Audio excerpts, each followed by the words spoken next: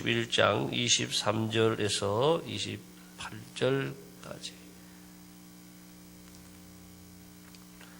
나와 함께 하지 아니하는 자는 나를 반대하는 자요, 나와 함께 모으지 아니하는 자는 해치는 자니라.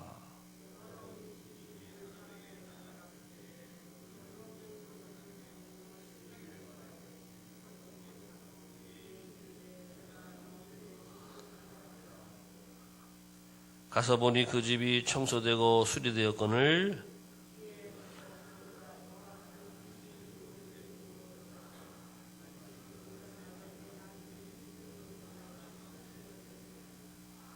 이 말씀을 하실 때에 무리 중에서 한 여자가 음성을 높여 이르되 당신을 뵌 태와 당신을 젖먹인 젖이 복이 있나이다 하니 예수께서 이르시되 오히려 하나님의 말씀을 듣고 지키는 자가 복이 있느니라 하시니라. 아멘. 새로운 하루가 시작이 되었습니다. 오늘 하루도 하나님의 풍성한 은혜가 여러분 가정가정에 함께 하시기를 축복합니다. 네, 어제 말씀에 이어서 우리 예수님께서 말 못하는 귀신을 쫓아내신 이후에 지금 주시는 말씀들이 이어지고 있습니다. 오늘 말씀 통해 주시는 교훈의 말씀을 잠깐 보겠습니다. 앞에 1번, 하나님의 나라와 사단의 나라 사이에 중간은 없다라고 하는 것입니다. 오늘 23절에 그렇게 말씀합니다. 시작. 나와 함께 하지 아니하는 자는 나를 반대하는 자요, 나와 함께 모으지 아니하는 자는 해치는 자니라. 우리 주님의 말씀, 나와 함께 하지 아니하는 자, 이 사람들은 나를 다 반대하는 사람이다. 또 나와 함께 모으지 아니하는 사람은 다 해치는 사람이다. 자, 우리가 세상을 우리가 바라볼 때에 우리 주님의 말씀은 둘 중에 하나라고 하는 것입니다. 두 부류의 사람이 있다라고 하는 것이죠. 하나님의 사람이 있고, 또 그런가 하면은 세상 사람이 있고, 하나님 나라에 속한 사람이 있고, 또 한 가지는 사단의 나라에 속한 사람이 있다. 우리는 그래서 하나님의 편에 설 것인지 아니면은 세상 편에 설 것인지 늘 우리가 선택하라고 하는 것입니다. 하나님의 편에 있지 않는 것은 다 사단의 편이라고 하는 것이에요. 사단의 편. 그렇지만 사단의 편이 아닌 것은 또 다 하나님 편이다라고 하는 것입니다. 우리가 교회에 나온다고 다 하나님 편이냐? 우리가 교회에 나오면서도 하나님을 덜 사랑하고, 교회에 나오면서도 마음이 세상에 빼앗겨 있으면은요, 이것은 사단의 영향력 안에 살아가는 것이죠. 그 사단의 주님의 전에 나오면서도 사단의 편에서 살고 사단의 나라에서 우리가 끌려 살아가고 있다라고 하는 것입니다. 그래서 우리는 늘 하나님의 편에 설 것이냐, 세상 편에 설 것이냐. 누구든지 하나님을 사랑하지 아니하면 그 마음에 하나님이 없다 그랬어요. 우리는 그래서 늘 하나님만을 따르기로 결단해. 성경에 보게 되면 다음 페이지 보겠습니다. 여호수아의 말씀에 이런 말씀이 나오죠. 다 같이 보겠습니다. 시작. 만일 여호와를 섬기는 것이 너에게 좋지 않게 보이거든 너희 조상들이 강 저쪽에서 섬기던 신들이든지 또는 너희가 거주하는 땅에 있는 아모리 족속의 신들이든지 너희가 섬길 자를 오늘 택하라. 오직 나와 내 집은 여호와를 섬기겠노라 하리. 오직 나와 내 집은 여호와만을 섬기겠다. 우리는 늘 선택을 해야 되는 것이죠. 오늘도 우리가 살아갈 때에 내가 하나님 편에 설 것이냐, 세상 편에 설 것이냐. 당연히 우리가 하나님 편에 선다고 생각을 하겠죠. 그렇지만 우리가 늘 우리의 생활 속에, 삶 속에서 하나님을 기쁘시게 해야 하나님 편에 있는 하나님의 사람이라고 하는 것이죠. 회색지대는 없다라고 하는 것입니다. 나는 교회에 나오면서 또 적당히 또 세상에 조금 타협을 해가지고 하나님이 아주 싫어하지 않을 정도 하면 되겠지. 이게 아니라 우리는 중간에 있는 것이 아니라 늘 하나님 편에 쑥 들어오시기를 축복합니다. 한 번 또 빠져도 되겠지. 또 한 번 또 빠져도 되겠지. 이 정도는 괜찮겠지. 이런 세상과 타협하는 자세, 중간지대에 머물려고 하는 자세, 거기서 우리는 벗어나고 결단하고 나의 정과 욕심을 다 십자가에 못 박고 주님 편에 여러분 쑥 들어오시기를 예수님의 이름으로 축복합니다. 그 다음 마태복음 6장 24절의 말씀 보겠습니다. 시작. 한 사람이 두 주인을 섬기지 못할 것이니 혹 이를 미워하고 저를 사랑하거나 혹 이를 중히 여기고 저를 경히 여김이라. 너희가 하나님과 재물을 겸하여 섬기지 못하느니라. 예. 하나님도 사랑하고 물질도 사랑하고 그럴 수가 없다라고 하는 거예요. 하나님과 재물을 겸하여 섬길 수 못하고 물질을 섬기는 사람들은 물질 편에 서는 거예요. 하나님 편에 섬기는 사람은 하나님 편에 섬기고 물질은 하나님을 위해서 하나님 나라를 위해서 사용할 수 있는 사람이 진정한 하나님 편에 있는 사람이요 하나님의 사람이다라고 하는 것이죠. 전도하다 보게 되면 그런 말을 하죠. 내가 교회를 나가고 싶은데 지금 너무 바쁘고 돈도 많이 벌어야 되고 내가 나중에 많이 벌어서 내가 열심히 교회 나가려고 한다. 이거는 하나님 편에 속한 것이 아니죠. 그렇게 되면 좋겠지만 그렇지 못할 수가 있습니다. 하나님이 언제 부르실지 모르는데 우리는 회색지대의 자세, 중간지대의 자세에서 다 벗어나고 따라하겠습니다. 오직 주님, 나와 내 집은 오직 주님만을 섬기겠습니다. 오늘 하루도 여러분 주님만을 섬기고 주님만을 따라가고 주님 편에 서서 주님을 위해 살아가는 이 하루가 되시기를 예수님의 이름으로 축복합니다. 나와 함께하지 아니하는 자, 우리 주님 말씀하셨습니다. 나를 반대하는 자다라고 아주 예수님이 무섭게 말씀을 하셨습니다. 그 다음에 나오는 말씀으로 이어지는 말씀을 보게 되면 지금 귀신이 들어왔다가 귀신이 나갔어요. 그러면 그 사람 마음이 깨끗하고 빈 집이라고 하는 것이에요. 근데 그 빈 집을 그냥 둬서는 위험하다. 물론 여러분 집이 비어있을 때 도둑이 들어오지요.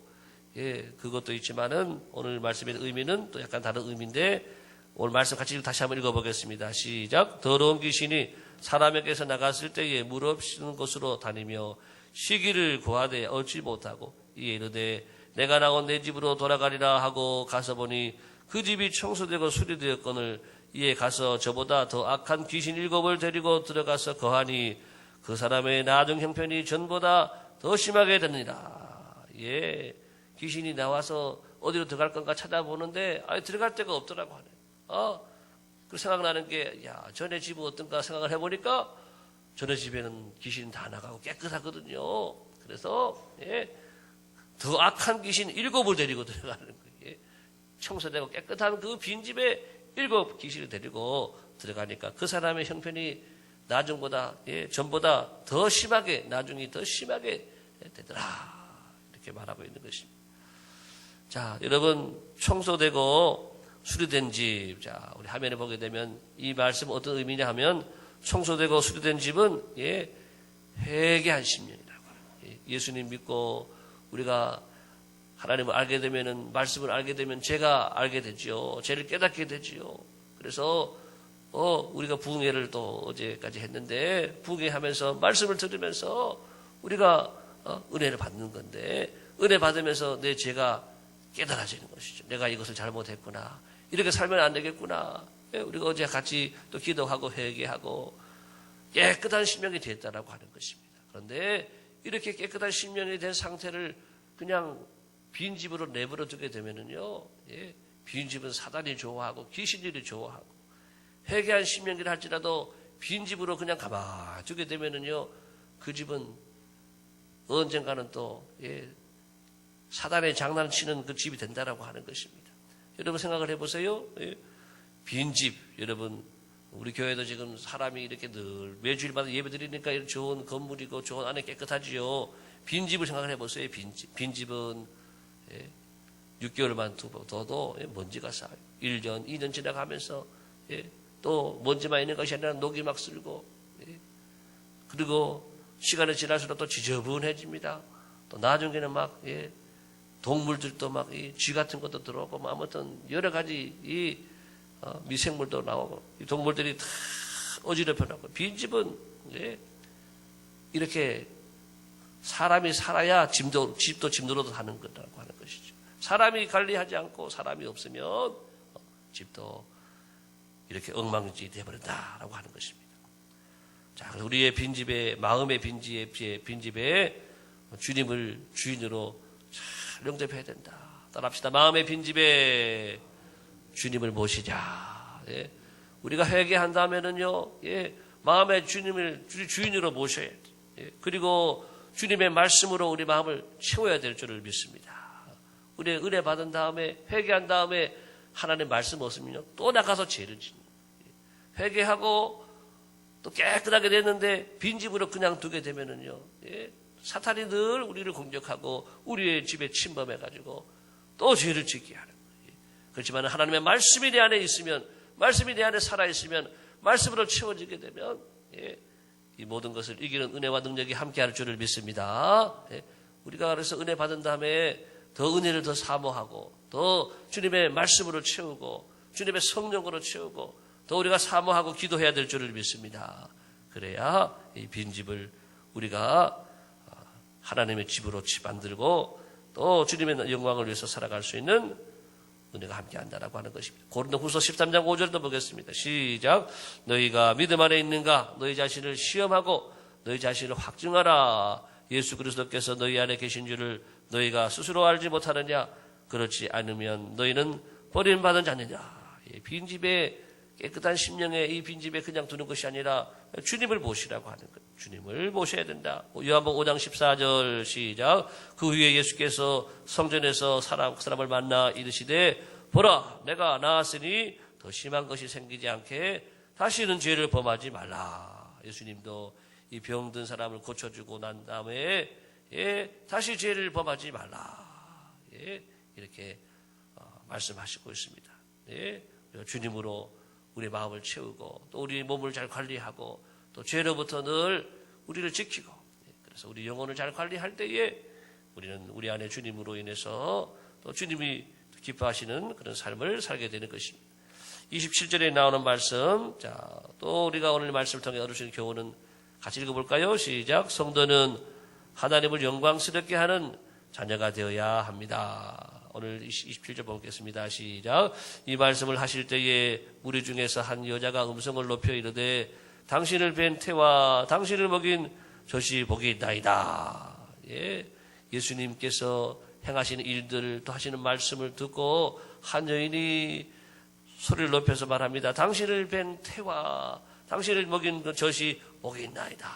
다시 말하면은 예수님의 어머니를 향하여서 그렇게 지금 아주 칭송을 하고 있는 것이죠. 예, 이러한 고백은 일찍이 누가복음에서 우리 1장에서 엘리사벳의 고백이 또 그런 고백이 있습니다. 시작. 큰 소리로 불러 이르되 여자 중에 내가 복이 있으며 내 태중에 아이도 복이 있도다. 예, 예수님의 태를, 예, 예수님의 어머니죠. 예, 가진 그 여자가 복이 있다. 태중에 아이도 복이 있다. 예, 이스라엘 나라가 복된 것은 예수님이 태어난 나라이기 때문에 그래요. 베들레헴이 복된 것은 주님이 태어난 곳이기 때문에 그렇습니다. 마국간이 왜 그렇게 지금도 그 마국간이 그렇게 귀하게 여김받는 것은 주님이 그 자리에서 태어났다라고 하는. 여러분 카톨릭에서 예수님의 어머니를 성모 마리아라고까지 해서 그분은 죄가 없다라고까지 말하면서 그렇게 그분들이 그렇게 하는 이유는 예수님이 그분에게 태어났다라고 하는 것이죠. 예수님을 모신 곳이 귀한 곳인 줄을 믿습니다. 예. 여러분 오늘 예수님 이렇게에 대해서 이렇게 말씀하고 있는데, 예, 예수님은 이 땅에 오셔서 하나님의 뜻을 이루고 하나님께 영광을 올려드리고 또 더 나아가서 예수님이 또 자라고 살아가실 때에 예수님의 어머니 또 예수님의 아버지 육신의 부모님께도 아주 영광 올려드리는 그런 삶을 살았다라고 하는 것입니다. 오늘 우리는 예수님 모습을 보면서 저와 여러분도 하나님의 자녀입니다. 예, 우리가 하나님의 자녀이기 때문에 얼마나 놀라운 권세를 가지고 있어요. 예, 하나님의 아들 예수님의 이름으로 우리가 기도하고 예수님의 이름으로 제사함 받고 또 하나님의 자녀가 되어 하늘나라를 유업으로 받게 되는 천국 백성이 되었는데 늘 우리가 하나님 앞에 우리의 권리만 주장하는 것이 아니라 우리는 자녀의 도리를 다 해야 될 줄을 믿습니다. 하나님 이것 주십시오. 저것 주십시오. 자녀니까 구할 수가 있는 거예요. 예. 자녀니까 다 찾고 구할 수 있는 것인데 그것만 주장하는 것이 아니라 우리가 자녀로서 나를 통해서 나의 삶을 통해서 하나님께 영광이 되고 우리 아버지께 영광이 되고 예, 자녀가 잘 되면은 다 부모님께 영광이 되잖아요. 근데 자녀가 잘못되면은 다 부모님께 욕이 되는 것처럼 오늘 우리는 하나님을 영광스럽게 하는 자녀로 하나님의 백성들로 이 하루를 살아가기를 축복합니다. 마태복음 5장 16절 다 같이 봅니다. 시작. 이같이 너희 빛이 사람 앞에 비치게 하여 그들로 너희 착한 행실을 보고 하늘에 계신 너희 아버지께 영광을 돌리게 하라. 오늘 우리의 하루의 삶이 주님을 위해서 드려지고 주님을 위해 살아갈 때에 우리의 삶을 통해 주님께 영광 돌려지는 자녀의 삶을 또 살아갈 수 있게 되기를 예수님의 이름으로 축복합니다. 오늘 마지막 말씀은 성경을 제가 보겠습니다. 예수께서 이르시되 오히려 하나님의 말씀을 듣고 지키는 자가 복이 있느니라. 네, 우리가 부흥성회를 마치고 말씀을 많이 들었습니다. 네, 오늘 말씀에 보니까는 듣는 자가 복이 있다 이렇게 말하지 않고 듣고 지키는 자가 복이 있다. 한번 합시다. 듣고 지키는 자가 복이 있다. 네, 우리가 말씀을 많이 듣는 것도 중요하고 말씀 많이 먹는 것도 중요하지만은 음식을 많이 먹기만 하고 일하지 않으면은 집에 있기만 하면 누워 자기만 하면은 삶아지는 것이죠. 우리는 많이 먹은 만큼 더 열심히 일해야 될 줄을 믿습니다. 많이 먹은 만큼 열심히 일하고 말씀을 지키며 살아갈 때에 우리는 더 귀한 인물로 더 귀한 그릇들로 쓰임받게 된다라고 하는 것입니다. 자, 오늘 말씀을 통한 기도 같이 읽어보겠습니다. 오늘의 기도 시작. 오늘 하루도 오직 주님만을 내 마음의 주인으로 모시고 주의 말씀을 내 마음에 채우고 주님의 영광을 나타내는 주님의 자녀로 살게 하여 주옵소서.